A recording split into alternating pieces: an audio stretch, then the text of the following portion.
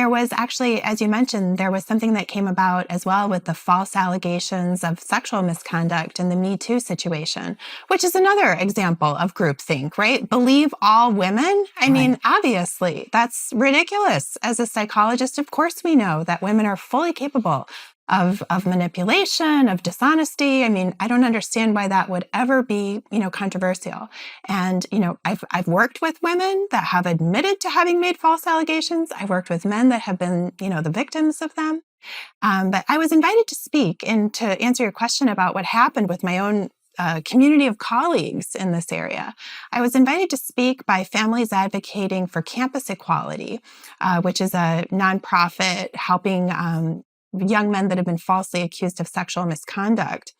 They invited me to speak in Washington, D.C., and they specifically said, please don't publicize this in any way because we're so, we get harassed at all of our conventions. So I told nobody.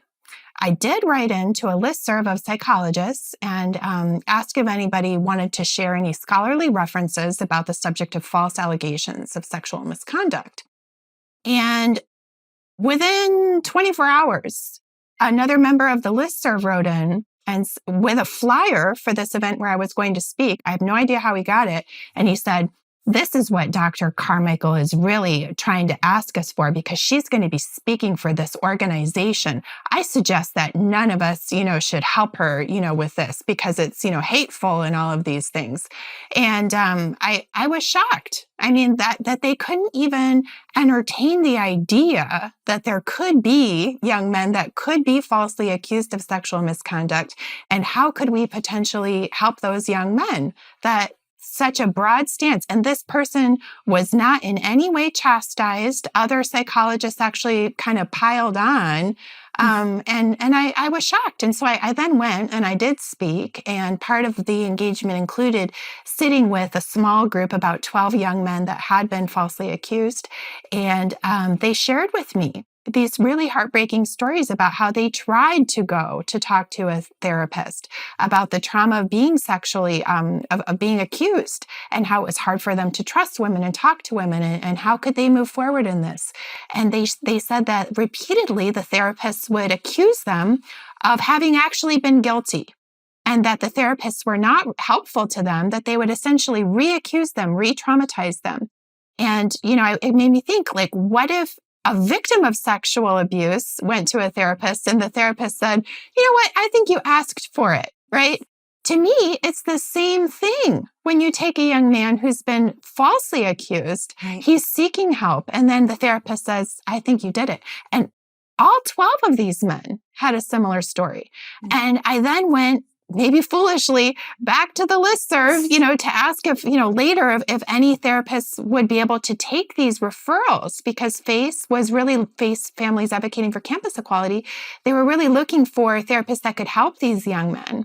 Therapists are oftentimes very eager for referrals. A lot of them have great therapy skills, but not the best business skills. And they don't, they struggle to get clients sometimes.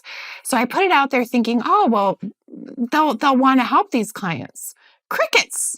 That's just awful. Yeah, it really is. I mean, these boys, it's like they're guilty even when proven innocent. I mean, it really ties into the whole Title IX thing on campuses right now, where these boys are suffering. I mean, and we're not there for them.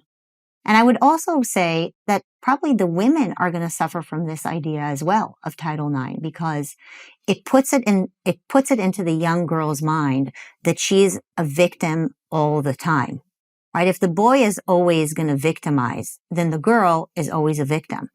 Absolutely. And of course, it hurts the ability of girls to trust boys and to see them as allies.